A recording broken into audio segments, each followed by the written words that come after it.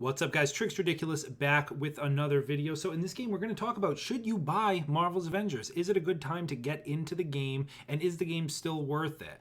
That's what we're going to talk about today. Before we do, be sure to like the video, comment, and subscribe. It all helps the channel, and I greatly appreciate it. But let's get right into it. So I've been asked this question a lot on stream, and I usually give a pretty similar response, but it's come to my attention that the game is on the PlayStation Store right now for about $25. Now, that is an absolute steal for the game. That's a very, very low price. So should you get into the game now? Is it worth it? Has the game gotten better from launch? All that stuff. Well, really, my answer to this is usually it depends. It depends on a few things.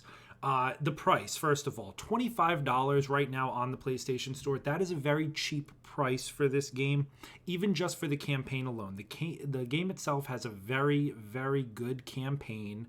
All right, a lot of people will say that that's kind of, one of the better kind of shining moments of the game, especially from when it launched. Very, very good campaign. And the thing about this game too, there's 8 characters currently, soon to be 9 with the addition of Black Panther that you have to level up. It's an RPG game, right? So you're going to be grinding, you're going to be leveling up these heroes, unlocking new skills, grinding for gear, getting new loot, trying new builds. You're going to get a lot of hours of gameplay out of the 9 characters that you'll have access to. 8 if you buy it at the time of watching this video, but then soon to be 9. And the other thing about it is that all of the DLC for this game is free for life, okay? So you've got the base game, you've got all your heroes to level up, you've got 2 DLCs right now, and that's the Kate Bishop and Hawkeye DLCs. Both of those campaigns, DLC campaigns, are available to you. And the Black Panther campaign, which will be coming out in August, will be available to you with your purchase of the base game. And all DLC in the future will be will be free to you with the purchase of the base game. So even if you buy the game now, get into it. Maybe, maybe you like it, maybe you don't love it, whatever the case may be. At any point, if you've just bought the game at any point, all the DLC for the life of the game will be free to you. So you can put the game down, you can come back later when, some new stuff comes out. Whatever the case may be, you can play it at your own pace, but you're never really going to be left behind, so to speak, because all the DLC is free. Okay, now the only other kind of caveat that I will say is I would only recommend buying the game on PlayStation. Now, I'm not sponsored by PlayStation or anything like that. If you want to get the game on Xbox, PC, or even Stadia, you can. I'm not going to stop you, obviously, but two things I'll warn you about really is that, one, the Spider-Man exclusive is exclusive to the PlayStation. That should be coming out by end of 2021 is the current rumored date for that. Now, just with the shortage of characters that there already are in the game, missing out on an entire character and an entire campaign is a lot. Prior to the game launching, we didn't think it was going to be that big a deal because we thought we would be getting content pretty frequently, but content has been pretty slow drip for this game up until this point. The spigot is starting to turn on, and we're starting to get things on a monthly basis, but just going off of past experience, missing out on an entire character and an entire DLC campaign is and will be a pretty big chunk of content. So if you go with Xbox or PC, you're going to definitely be missing out on that.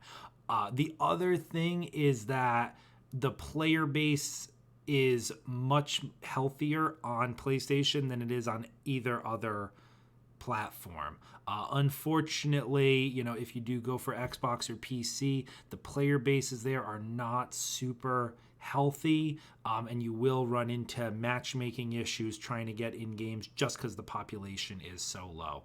But overall, should you check out Avengers?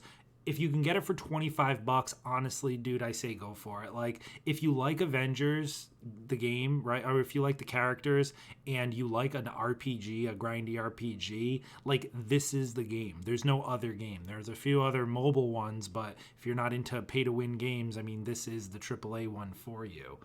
It's not a perfect game. No one I'm not a shill. No one's trying to say that it's just the most amazing game. But honestly, for $25, that's a steal for this game. And if you buy it now, you'll have DLC, free to you for the rest of the life of the game. I think it's worth it. The other thing, before you make any decision, is they're actually going to be doing a no-cost free-to-play weekend. And that's going to happen from July 29th to August 1st. All right, so that's going to be on PlayStation, Steam, and Stadia. No Xbox, unfortunately, but you will get free access to the game. So check it out. See if you like the combat. See if you like the gameplay. If you like the style of combat, really the combat in the game is probably one of the better things about it. It's why a lot of players still play it, is just because the combat is so fun.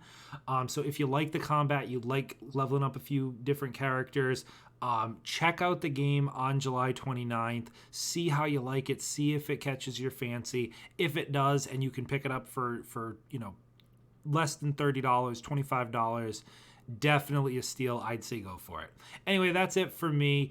I'll have a new player guide coming out pretty soon as well. There's a lot of resources if you do decide to pick up the game, build guides, things to learn as a new player, things like that. I'll have kind of an updated version of that coming out. But otherwise, that's it for me in this video, guys. Let me know your thoughts down in the comments below. And as always, be sure to like and subscribe.